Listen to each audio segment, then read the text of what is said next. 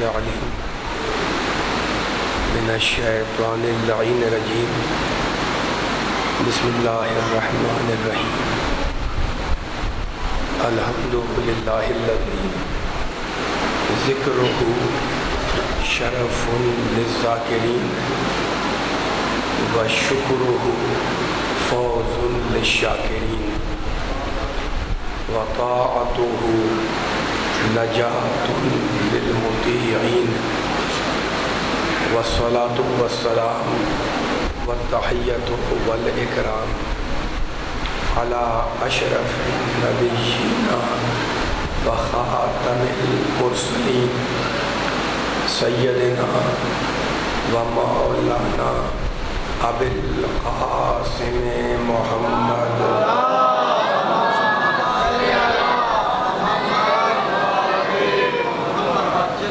وأهل بيته الطيبين الطاهرين المعصومين المظلومين.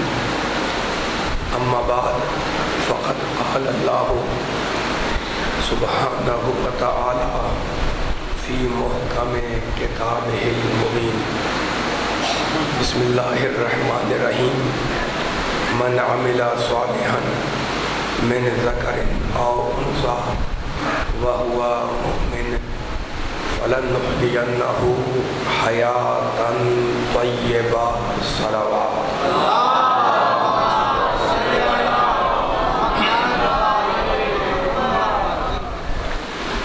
سامعین کرام، حضرات کرام قدر، سورہ مبارکہ نحل کی اس آیہ مبارکہ کی روشنی میں سلسلہ بیان ہمارا آہستہ آہستہ آخری مرحلوں سے قریب ہو رہا ہے۔ پروردگار جہاں بھی جنت کی ضمانت لیتا ہے، جہاں بھی اللہ فلاح کی اور کامیابی کی ضمانت دیتا ہے، وہاں دو چیزوں کو شرط رکھتا ہے، کہتا ہے ایمان لاؤ اور اچھا عمل کرو۔ سورہ والتین میں کہا والتین والزیتون وطور سینین وہذا البلد الامین لقد خلقنا الانسان فی احسن تقویم ثم رددناہ اسفل سافلین۔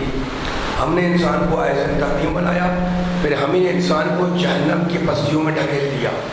الا الذین آمنوا وعملوا الصالحات، مگر وہ کہ جو ایمان لائے اور جنہوں نے اچھا عمل کیا، انہیں جہنم کی پستیوں سے بچا لیں گے۔ تو جہاں بھی اللہ ضمانت لیتا ہے وہاں دو چیزیں شرط ہیں، ایمان، عمل صالح۔ مشہور سورہ والعصر ان الانسان لفی خسر، قسم ہے گزرتے ہوئے زمانے کی پوری انسانیت خسارے میں ہے۔ الا الذین آمنوا وعملوا الصالحات، مگر وہ کہ جو ایمان لائے اور عمل صالح بجا لائے۔ وتواصوا بالحق وتواصوا بالصبر، اور ایک دوسرے کو حق کی وصیت اور صبر کی تلقین کرتا رہے، تو ہم اسے خسارے سے، نقصان سے، گھاٹے سے بچا لیں گے۔ تو دین یہی ہے کہ اللہ کا رسول جو منوائے اسے مانو اور جو کروائے اسے کرو۔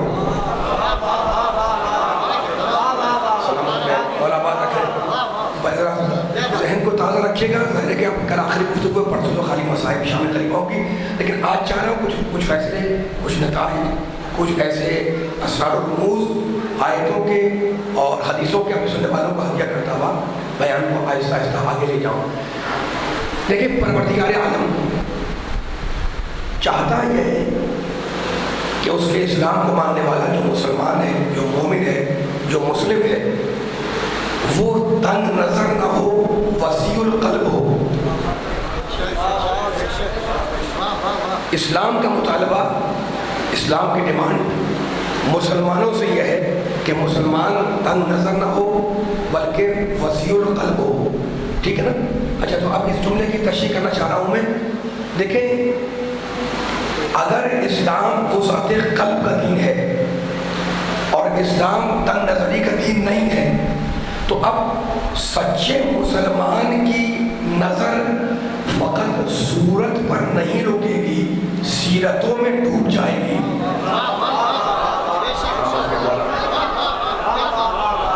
توجہ، مجھے احساس ہو رہا ہے کہ میں بھی تھک رہا ہوں، آپ بھی تھک رہے ہیں، لیکن ہمیں آج اور کل کچھ اہم فیصلے کرنے، ذرا پوری طرح بیدار رہیے گا تاکہ جملے ضائع نہ ہونے پائیں اور بھرپور بیداری کے ساتھ آپ کے ذہنوں پہ اتر جائیں۔ بہت طویل بیان کو نہیں کرنا ہے، لیکن جتنا کرنا ہے انشاءاللہ ایک جملہ سننے والوں کو ہدیہ کرنا ہے۔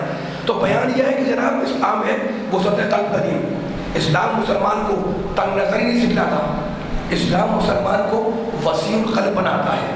تو جب وسیع القلب بناتا ہے تو اب یہ ممکن نہیں کہ مسلمان کی نظر، توجہ، فقط صورت میں رک جائے، نہیں، اب نظر مسلمان کی سیرتوں میں ڈوب جائے گی، ٹھیک ہے نا؟ اچھا، تو اب ایک مثال دینا چاہ رہا ہوں۔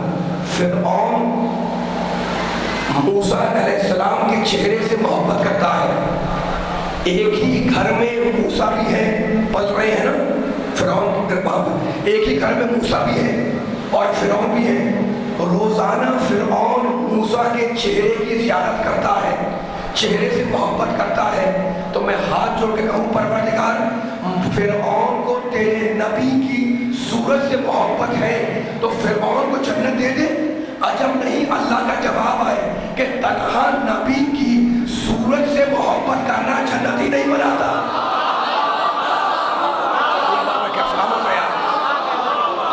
اتنی بلند سلمان بولے محمد والے محمد بولے۔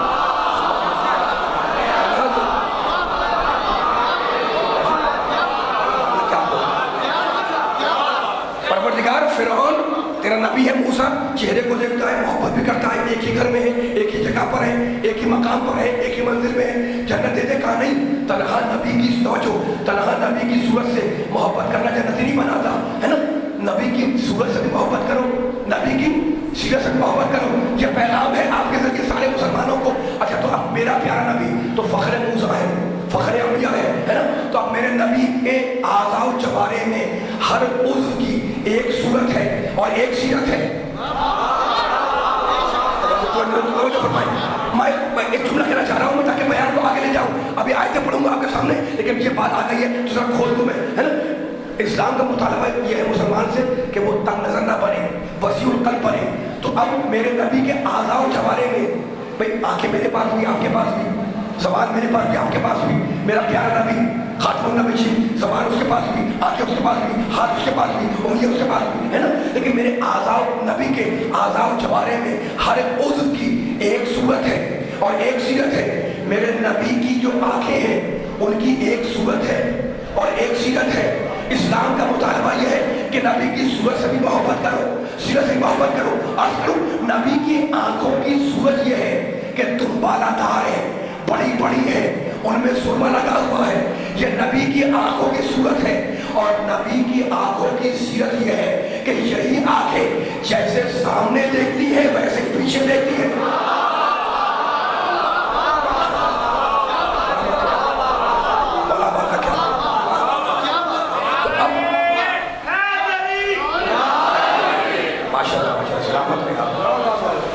یہی پیغام تھا، یہ غذائے فکر ہے، میں نے ایک مثال دی ہے آپ کو۔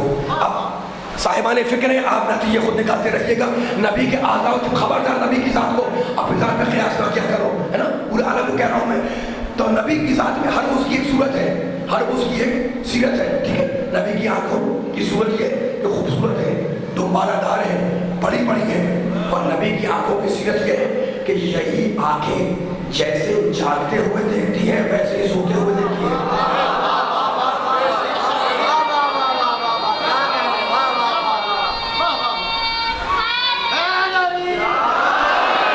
سلامت رہے نعرہ لگانے والے، نبی کے ذکر سے خوش ہونے والے۔ میں آیتوں کی طرف آ رہا ہوں تاکہ 15-20 منٹ کے اندر آپ کو کچھ پیغام دے دوں اور سننے والوں کو کچھ غذائے فکر دے کر آگے بڑھ جاؤں۔ نبی کے اعضاء و جوارح میں ہر اس کی ایک صورت ہے اور ایک سیرت ہے۔ اسلام کا مطالبہ مجھ سے، آپ سے، ہر مسلم سے، ہر کلمہ گو سے، ہر توحید پرست سے، ہر نبی کے چاہنے والے سے، ہر مسلمان سے یہ ہے کہ نبی کی صورت سے بھی محبت کرو، نبی کی سیرت سے بھی محبت کرو، نبی کی آنکھوں کی صورت ہے اس سے بھی محبت، نبی کی آنکھوں کی سیرت ہے اس سے بھی محبت، نبی کے جو ہاتھ ہے نا، نبی کی جو کلائیاں ہیں ان کی بھی ایک صورت ہے اور ایک سیرت ہے۔ نبی کے ہاتھوں کی صورت یہ ہے کہ نبی کے ہاتھ خوبصورت ہے، نبی کی کلائیاں سڈول ہیں. نبی کے ہاتھ کی صورت یہ ہے کہ خوبصورت ہے, بھرے بھرے ہیں, یہ نبی کے ہاتھ کی صورت ہے. اور نبی کے ہاتھ کی سیرت یہ ہے کہ یہی ہاتھ جب چاہتے ہیں چاند کو توڑ دیتے ہیں, سورج کو پلٹا دیتے ہیں.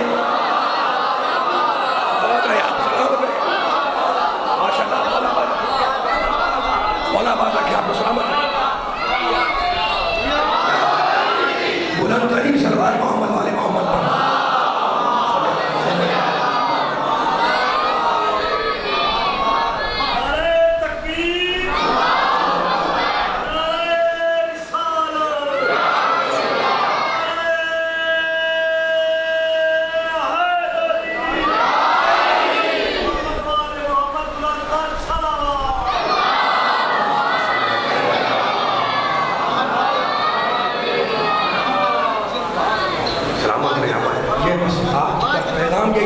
کہ اسلام مسلمان کو تنگ نظر نہیں بناتا, وسیع القلب بناتا ہے. ٹھیک ہے نا. سورہ نحل میں کہتا ہے وَلَٰكِن مَنْ شَرَحَ بِالْكُفْرِ صَدْرًا فَعَلَيْهِمْ غَضَبٌ مِّنَ اللَّهِ وَلَهُمْ عَذَابٌ عَظِيمٌ. جس نے بھی آپ کو میں نے ذکر کر دیا ہے تنگ نظری کا اور وسعت قلب کا. اب آیت پڑھ رہا ہوں سورہ نحل کی. وَلَٰكِن مَنْ شَرَحَ بِالْكُفْرِ صَدْرًا فَعَلَيْهِمْ غَضَبٌ مِّنَ اللَّهِ وَلَهُمْ عَذَابٌ عَظِيمٌ. اللہ کہہ رہا ہے کہ جس نے بھی اپنا سینہ کفر کے لیے کشادہ کیا, کفر کے لیے کھولا, اس پر اللہ کا غضب بھی ہے, اللہ کا عذاب بھی ہے.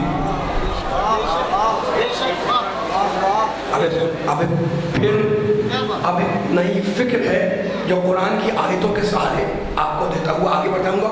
اور بار بار میں یہ کہہ رہا ہوں کہ انشاءاللہ میں آپ بہت طویل نہیں کروں گا, لیکن میرا آنے کا مقصد کیا ہوتا ہے کہ قرآن کا کوئی پیغام محترم سننے والوں کو ہدیہ کرنا, بچوں کو, بزرگوں کو. ٹھیک ہے نا. اچھا, تو اب یہ سورہ نحل کی آیا ہے اور اب پروردگار نے ارشاد فرمایا ہے سورہ انعام. حوالہ دینا تو کہ آپ جا کے چیک کریں آیتوں کو. 6واں سورہ انسان کو, مسلمان کو, کلمہ گو کو اسلام تنگ نظر نہیں بناتا, وسیع القلب بناتا ہے. یہ ذہن میں رکھیے گا. ٹھیک ہے نا. سورہ انعام اللہ بول رہا ہے, کیا بول رہا ہے؟ فَمَن يُرِدِ اللَّهُ أَن يَهْدِيَهُ يَشْرَحْ صَدْرَهُ لِلْإِسْلَامِ.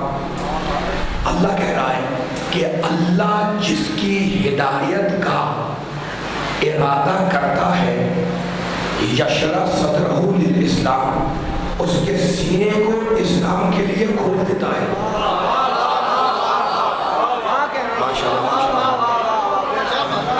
آٹھویں تقریر ہے جو آپ کو ہدیہ سماعت کر رہا ہوں. سلامت رہیں, میں ممنون ہوں سارے سننے والوں کا.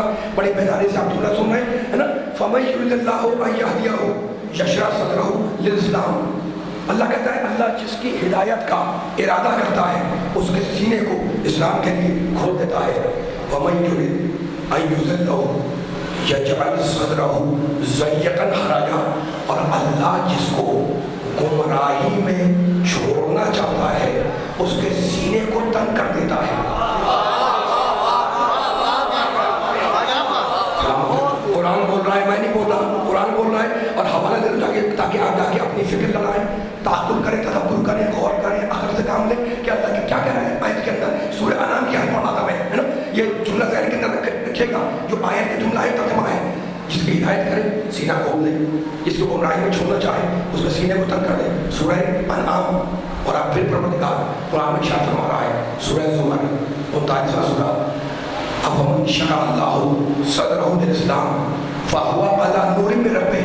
اللہ جس کا سینہ اسلام کے لیے کھول دے وہ اپنے اللہ کے پاس سے نور کا حامل ہوتا ہے.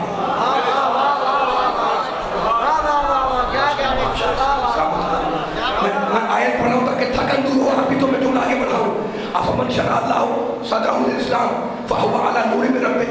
اللہ جس کا سینہ اسلام کے لیے کھول دے فہو علی نور من ربہ, وہ اپنے رب کے پاس سے نور کا حامل ہوتا ہے. ٹھیک ہے نا. یہ سورہ انعام کی آیت پڑھی میں نے آپ کے سامنے, سورہ نحل کی آیت پڑھی میں نے آپ کے سامنے, اور اب آیت پڑھا ہوں سورہ یونس کی آیت 10واں سورہ. اور اب اس سورہ میں اللہ کہتا ہے, یہ جو آیت پڑھی میں نے سورہ زمر کی تھی, اور اب سورہ یونس 10واں سورہ, یا ایھا الناس. بس یہ آخری آیت ہے, آپ کے ذہن آمادہ ہو گئے انشاءاللہ. تو اب جو میں جملہ کہنے لگا ہوں اور ان آیتوں کو پڑھ کر تمہید مان رہا تھا، وہ جملہ کیا کر رہا ہوں؟ اللہ کہتا ہے یا ایھا الناس، اے لوگوں، قد جاءتکم موعظۃ من ربکم، اے انسانوں تمہارے پاس تمہارے رب کی طرف سے جو کتاب آئی، جو قرآن آیا، اس میں موعظہ بھی ہے، واعظ بھی ہے، وَشِفَاءٌ لِمَا فِي الصُّدُورِ، اور سینے کی بیماریوں کے لیے شفا بھی ہے۔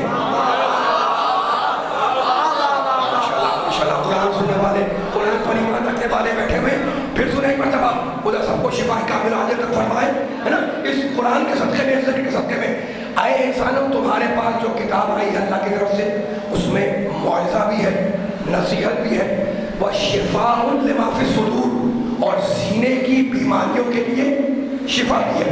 میں نے 4-5 آیتیں آپ سننے والوں کو ہدیہ کی۔ اب جو جملہ کہنا ہے وہ جملہ یہ کہنا ہے کہ دیکھیں انسان کا دل تنگ بھی ہوتا ہے، کشادہ بھی ہوتا ہے، انسان کا سینہ تنگ بھی ہوتا ہے، کشادہ بھی ہوتا ہے۔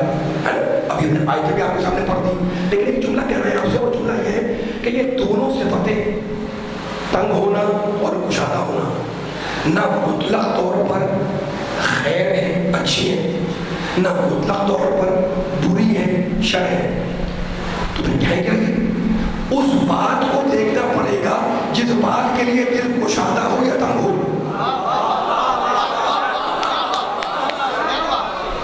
یہی جملہ تھا جس کو میں عرض کرنے کے لیے آیتیں پڑھ رہا تھا۔ انسان کے دل، آپ نے کہا یہاں بڑا تنگ دل انسان ہے، کسی کے بارے میں کہتا نہیں بھائی بڑا وسیع القلب ہے نا؟ تو انسان کا دل کشادہ بھی ہوتا ہے، تنگ بھی ہوتا ہے، سینہ کشادہ بھی ہوتا ہے، تنگ بھی ہوتا ہے۔ یہ صفتیں دو پوری طریقے سے نہ خیر کہلائیں گی نہ شر کہلائیں گی۔ ہمیں دیکھنا ہوگا اس عمل کو، اس بات کو جس کے لیے انسان کا دل کشادہ ہوتا ہے یا تنگ ہوتا ہے نا؟ یعنی اگر اچھی بات کے لیے انسان کا دل کشادہ ہو تو بہت اچھا انسان ہے، اور اگر بری بات کے لیے انسان کا دل کشادہ ہو تو بہت برا انسان ہے، خراب انسان ہے، بدترین انسان ہے۔ اب یہ سمجھ میں آ گئی بات کہ مطلق طور پر یہ دونوں سے باتیں، نہ شر ہے نہ خیر، اس عمل کو دیکھنا ہوگا۔ اب بیان کو آگے لے جا رہا ہوں۔ دیکھیں اللہ نے وجود انسانی میں دل بھی رکھا، سینہ بھی رکھا، ان دونوں کے فرق کو اگر میں نے بیان کر دیا تو انشاءاللہ قرآن کی آیت سے ایک اہم نتیجہ سننے والا کو دیا ہوگا۔ بار بار کہہ رہا ہوں، بہت طویل نہیں کروں گا، ذرا کہ آج بھی تاخیر ہے اور انسان خستہ ہو جاتا ہے، اور خستگی میں نہ پڑھنے کا لطف ہے نہ سننے کا لطف ہے، لیکن ہے قرآن کا ذکر اور آل محمد کے فضائل ہیں، تو اب خستگی کو دور کر کے میں پڑھ رہا ہوں اور آپ سن رہے ہیں۔ اب بیان کو آگے لے جا رہا ہوں میں۔ اللہ نے کیا کہا؟ سینہ کشادہ بھی ہوتا ہے، تنگ بھی ہوتا ہے نا؟ اب اللہ نے انسان کے وجود میں آنکھیں بھی ہے، ناک بھی ہے، کان بھی ہے، دل بھی ہے، سینہ بھی ہے نا؟ ان دونوں میں فرق کیا ہے؟ دل ہے مرکز اور سینہ ہے اس دل تک جانے کا دروازہ۔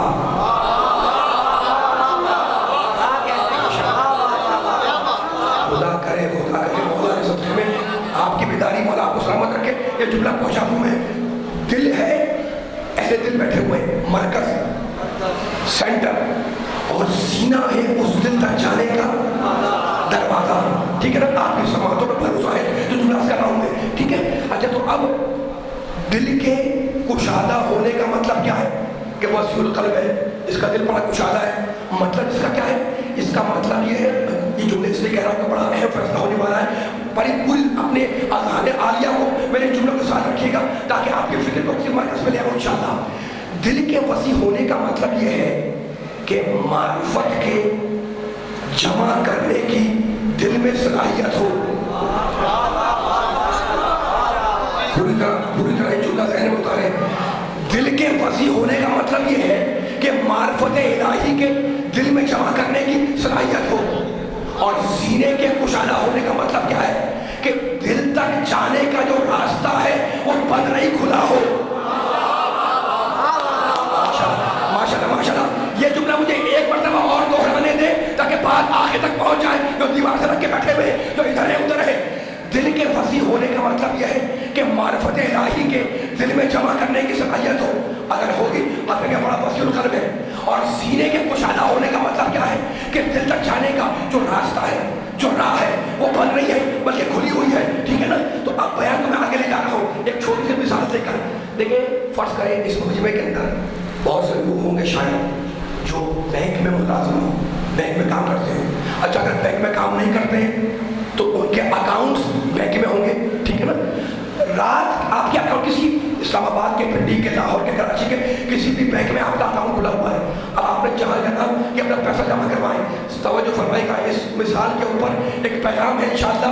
اتنی آیتیں پڑھی، اتنا آپ کا میں نے وقت لیا اس جملے کے لیے، ماشاءاللہ اتنا کثیر مرتبہ بیٹھا ہوا ہے. 2 بجے رات کو آپ نے چاہا بینک کے خزانے میں، اکاؤنٹ میں انسان مال جمع کراتا ہے نا، اس کے خزانے میں جگہ تو بہت ہوتی ہے، جو چیز چاہو جا کے جمع کرا دو. تو آپ نے چاہا کہ میں اپنا مال، اپنا خزانہ بینک کے اکاؤنٹ میں، خزانے میں جمع کر رہا ہوں. 2 بجے رات کو آپ پہنچ گیا کسی بینک کے باہر.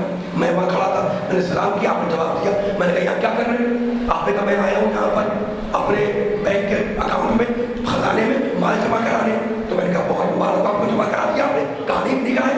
میں نے کہا آپ تو کہہ رہے تھے میں کرانے کی آیا ہوں. کہا کرانے تو آیا تھا میں، لیکن خزانے تک جانے کا دروازہ بند ہے.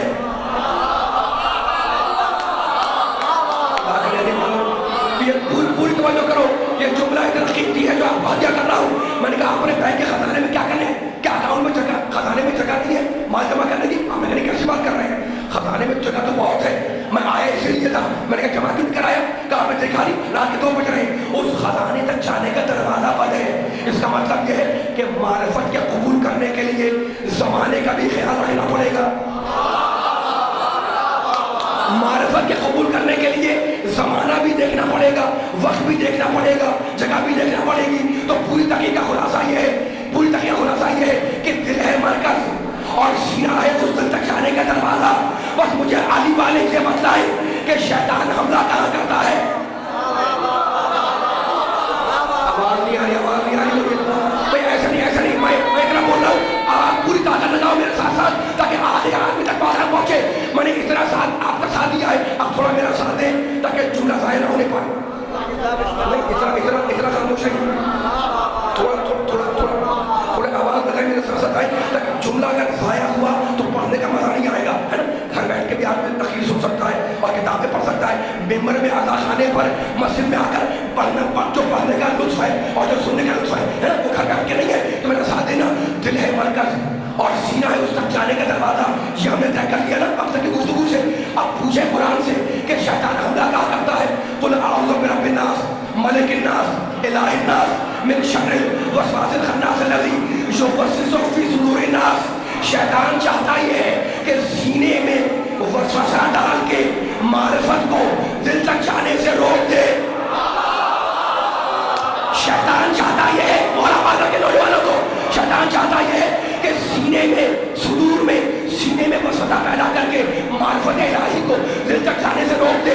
یعنی شیطان کا حملہ مرکز پہ نہیں ہوتا، دروازے پر ہوتا ہے.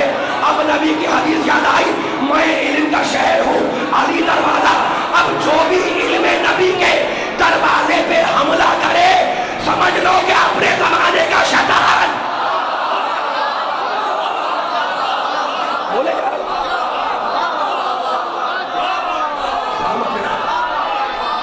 پہنچے یہ بات مل کے ساتھ.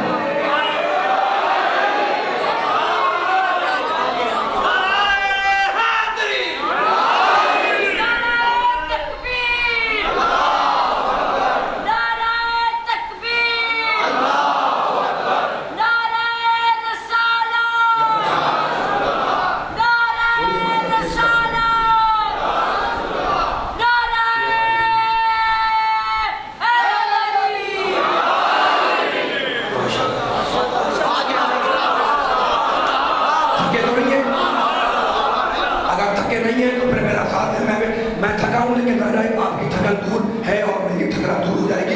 کچھ وقت ہے ہمارے پاس، ہم 10-15 منٹ میں کوئی پیغام دیتے ہوئے آگے بڑھ جائیں، ٹھیک ہے نا. اچھا تو آپ نبی کے چاہنے والے، نبی کی صورت سے بھی محبت کرو، نبی کی سیرت سے بھی محبت کرو. آج چھوٹا سا میں واقعہ اجازت دیں سنانے کا آپ کو. کل آخری گفتگو ہوگی انشاءاللہ ہماری فضائل کے حوالے سے اور پرسوں شام غریب آئے، لیکن اب دل چاہ رہا ہے کہ نبی کے چاہنے والوں کے سامنے صورت اور سیرت کا ذکر کیا میں نے تو چھوٹا سا واقعہ سنا دوں. لکھا ہے مناقب فضائل لکھنے والے کتابوں کے لکھنے کو مصنفین نے کہ ایک دن پیغمبر نے ایک اعلان کیا، آپ کو اعلان آپ کو سنا رہا ہوں. کہنے لگے میرے نبی کہنے لگے اپنے ساتھیوں سے کہ دیکھو یہ میری اونٹنی بیٹھی ہوئی ہے، تم میں سے کوئی اٹھ کر اس اونٹنی پر جا کر بیٹھے. یہ اونٹنی اٹھ کر جس مقام پر جا کر بیٹھے گی وہاں میں مسجد تعمیر کراؤں گا.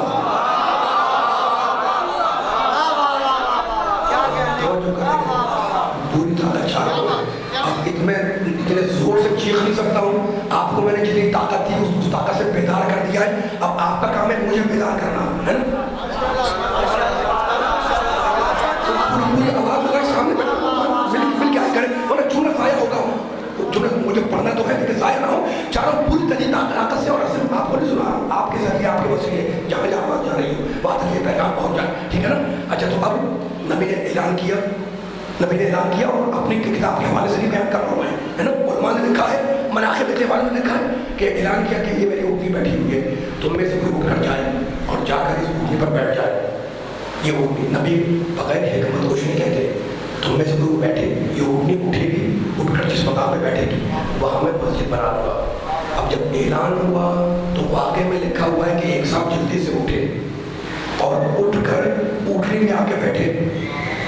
چاہا کہ اونٹنی حرکت کرے، اونٹنی نے اپنے پاس سے چوبش نہیں کی.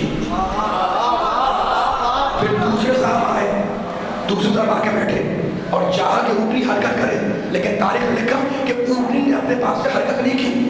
جانور ہے لیکن مزاج شناس رسالت ہے.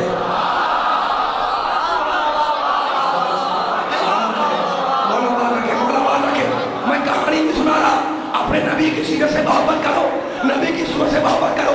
یہی پیغام ہے مسلمانوں کا آج کا. تم میں سے کوئی اٹھے، اٹھ کر اس اونٹنی پہ جا کے میری اونٹنی پہ بیٹھے، یہ اٹھ کر جہاں پہ جائے گی میں مسجد میں تعمیر کروں گا. جلدی سے ایک صاحب اٹھے، اٹھ کر اونٹنی پہ بیٹھے اور چاہ کے وہ حرکت کرے، اس نے حرکت نہیں کی. پھر کوئی دوسرے صاحب آگے بڑھے، وہ دوسرے صاحب آگے بیٹھے، چاہ کے اونٹنی حرکت کرے لیکن اونٹنی نے حرکت نہیں کی. ایک بڑا تاریخ نے لکھا کہ پیغمبر نے آواز دی، علی تم اٹھو. واقعہ ہے تاریخ کا. ایک بڑا میرے نبی نے کہا کہ علی تم اٹھو، علی تم اٹھو اور جا کر بیٹھو. ادھر تاریخ کہتی ہے ادھر رسالت کی جگہ پر امامت آئی، اونٹنی بے چین ہو کے اٹھی. سنیے گا سنیے گا. اور ایک مقام پر جا کر بیٹھ گئی. تاریخ کا واقعہ ہے، تاریخ کا واقعہ. ایک مقام پہ جا کے بیٹھ گئی. مسجد قباء کا سنگ بنیاد علی کے ہاتھوں رکھا گیا. علی اور نبی کا تذکرہ سننے والے میرے بچے بزرگ نوجوان مولانا کا بات رکھے، مجھے پیغام دینا ہے کہ وقت کے اندر لیکن میرا ساتھ دیتے رہیے گا. علی تم اٹھو اور اٹھ کر جا کر اونٹنی میں بیٹھو. ادھر رسالت کی جگہ پر امامت آئی، نبوت کی جگہ پر ولایت آئی. اونٹنی بے چین ہو کر مسترب ہو کر اٹھی اور ایک جگہ پر جا کر بیٹھ گئی، ہے نا. مسجد قباء کا سنگ بنیاد علی کے ہاتھوں رکھا گیا. قرآن کی آیت اتری، لمسجد اسست علی التقویٰ من اول یوم. یہ وہ مسجد ہے جس کی بنیاد پہلے دن ہی تقوی پہ رکھی گئی. سلامت رہے، سلامت رہے، سلامت رہے. میں یہاں سے وہاں تک بیداری دیکھوں گا. یہ بھی بڑا قیمتی جملہ آنے والا ہے. لمسجد سورۃ توبہ، لمسجد کوئی کہانی کوئی داستان کوئی ادھر کی باتیں نہیں کر رہا ہوں، قرآن سنا رہا ہوں. لمسجد اسست علی التقویٰ من اول یوم. یہ وہ مسجد ہے جس کی بنیاد پہلے دن ہی تقوی پر رکھی گئی، ہے نا. مسجد بن گئی، مسجد بن گئی. نبی مدینے چلے گئے، واقعہ ختم ہو گیا.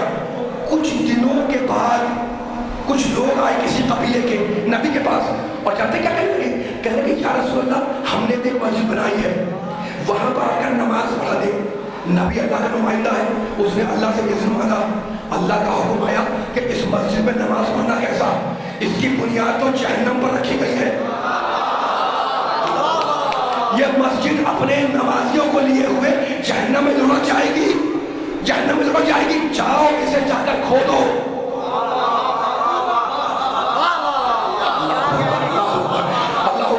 میں اتنا قیمتی جملہ آدھا کر رہا ہوں آج امام بارگاہ میں آخری محرم میں عزیز قانونی کے اندر مسجد کبریٰ میں سبحان اللہ لایا حضرت کبریٰ کے اندر کہ ہمیشہ یاد رہے گا جملہ. اللہ کے رسول نے پوچھا پروردگار میں جاؤں، کہہ رہے ہیں نا کہ آگے نماز پڑھا دے. کہا جانا کیسا، نماز پڑھنا کیسا؟ اس مسجد کی بنیاد تو جہنم پہ رکھی گئی ہے. جاؤ جا کر اسے کھودو اور اسے جلا دو، اسے جلا دو۔ اب میں ہاتھ جوڑ کے کہوں پروردگار وہ مندر تھوڑی ہے جہاں گھنٹے بج رہے ہوں،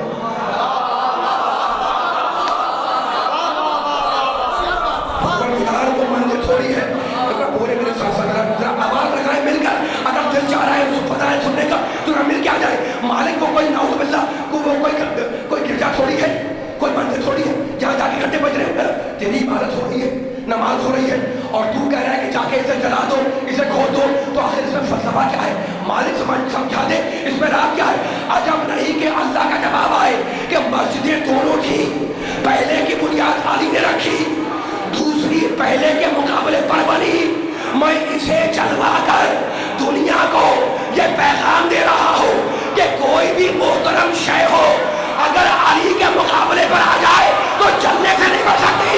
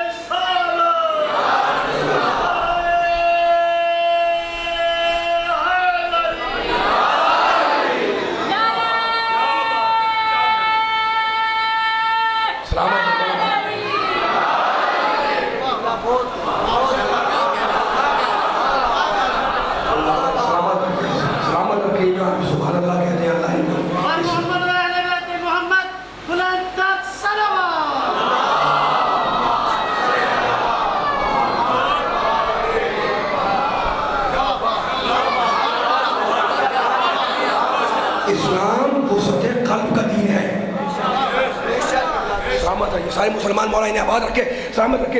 یہی پیغام تھا 8 محرم کی آج کی مجلس کا، بیان کو آخری مجلس سے قریب کر رہا ہوں میں، ہے نا۔ اسلام وسعت قلب کا دین ہے، اسلام مسلمان کو تنگ نظر نہیں بناتا۔ اب ایک جملہ اور سنے تھا کہ اسلام پہ گفتگو شروع ہوئی ہے اور اسلام میں بھی گفتگو ختم ہو جائے، پوری بیداری چاہوں گا جملے کے اوپر۔ بڑا آپ نے بڑی حوصلہ افزائی کی ہے، میرا ساتھ دیا ہے نا۔ خدا کو سلامت رکھے، آباد رکھے۔ لیکن میں تھکا ہوا ہوں، آپ کی تھکن دور ہے، میری انشاءاللہ تھکن دور ہو جائے گی۔ اب آخری کلمات ہیں، لا اکراہ فی الدین۔ اللہ کہتا ہے دین میں کوئی جبر نہیں ہے۔ 2 منٹ میرے ساتھ چلے، فیصلہ کر لیں تاکہ ہم مصائب سے قریب ہو جائیں۔ لا اکراہ فی الدین بس مجلس میں نے پڑھ دیا ہے، لیکن اب یہ بڑا قیمتی جملہ ایک ذہن میں ہے میرے، اور میں چاہ رہا ہوں آج آپ کو ڈلیور کر دوں، کل پھر انشاءاللہ دوسری جملے کو آپ کے خدمت میں آگیا کروں گا۔ لا اکراہ فی الدین بہت آپ نے ساتھ دیا ہے، مولا سب کو سلامت رکھے۔ دین میں کوئی جبر نہیں ہے، اکراہ کے معنی جبر کے، دین میں کوئی زبردستی نہیں ہے۔ اب میں سارے محترم سننے والوں سے ایک سوال کرنے کا حق رکھتا ہوں، قرآن میں ہے، آپ نہیں کہہ رہے، میں نہیں کہہ رہا، میرا اللہ کہہ رہا ہے کہ لا اکراہ فی الدین، دین میں جبر نہیں ہے، ٹھیک ہے نا۔ اور وہی قرآن کہتا ہے کہ اگر نماز نہیں پڑھی تو گناہ ہوگا۔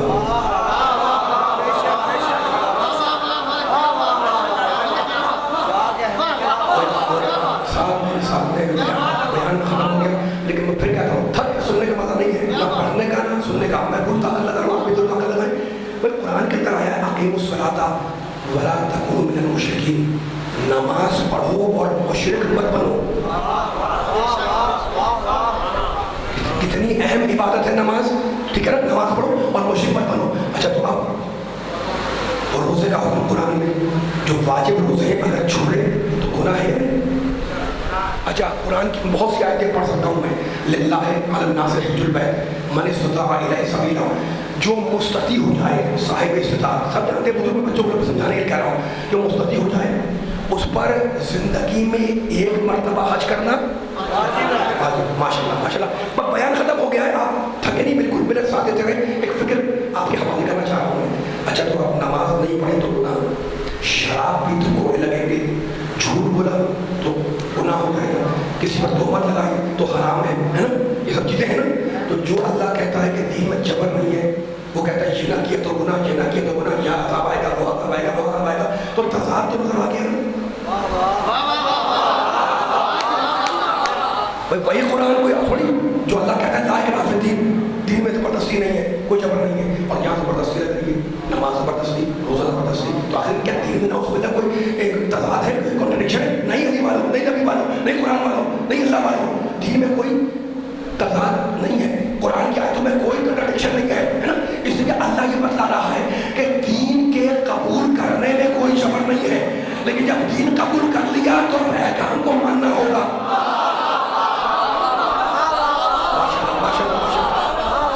یہ جملہ ضروری تھا جو میں نے سننے والوں کو ہدیہ کر دیا. دین کے قبول کرنے میں کوئی زبردستی نہیں ہے. اللہ معاف پڑھ لے گا یا تمہاری مرضی، مانو نہ مانو، اللہ ہادی بھیج رہا ہے، نبی بھیج رہا ہے، قرآن بھیج رہا ہے نا، مانو یا نہ مانو، زبردستی نہیں کرے گا. لیکن اگر مان لیا ہے تو نماز پڑھنی ہوگی، روزہ رکھنا ہوگا، حج کرنا ہوگا، جھوٹ سے بچنا ہوگا، گناہ سے بچنا ہوگا، شراب سے بچنا ہوگا. ٹھیک ہے نا، یہ بات ہو گئی. اب چلیے ذرا آیت کرسی کی طرح لطف لیں گے. لا اکراہ فی الدین قد تبین الرشد من الغی.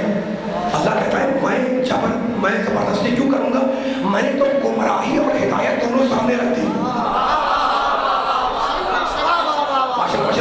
میں نے گمراہی اور ہدایت دونوں سامنے رکھ دی، چاہے اس راستے پر آؤ چاہے ماشاءاللہ اس راستے پر آؤ ہے نا. قد تبین الرشد من الغی. اب کہتا ہے فمن یکفر بالطاغوت، تو جو بھی طاغوت کا انکار کرے، تو وہ الف خیر واو ہوتے طاغوت کے معنی باطل قوت، تو جو بھی طاغوت کا انکار کرے وہ یؤمن باللہ، اور مجھ اللہ پر ایمان لائے، فقد استمسک بالعروۃ الوثقی، تو صحیح معنی میں اللہ کی رسی کو اس نے تھاما ہوا ہے. علی والوں میں اپنے پاس سے کچھ نہیں کہہ رہا، جو آیت الکرسی کہہ رہی ہے وہ آپ کو سنا رہا ہوں. اب مجھے یہ بتا دیں آیت الکرسی نے کیا پیغام دیا؟ آیت الکرسی نے کہا کہ پہلے جو طاغوت ہے باطل قوت اس کا انکار کرو، پھر اللہ پر ایمان کا اقرار کرو. تو پہلے انکار ہے پھر اقرار ہے. کلمے کی شان سمجھ میں آئی؟ پہلے ہے لا الہ پھر ہے الا اللہ. ماشاءاللہ مل گیا ماشاءاللہ. کلمہ کو بیٹھے ہوئے پہلے ہے لا الہ، جملہ ظاہر ہونے پائے، پہلے ہے لا الہ، میرا بیان ختم ہو رہا ہے. پہلے ہے لا الہ پھر ہے الا اللہ. پہلے انکار ہے پھر اقرار ہے، پہلے نفی ہے پھر اثبات ہے. تو قرآن نے بتلا دیا کہ پہلے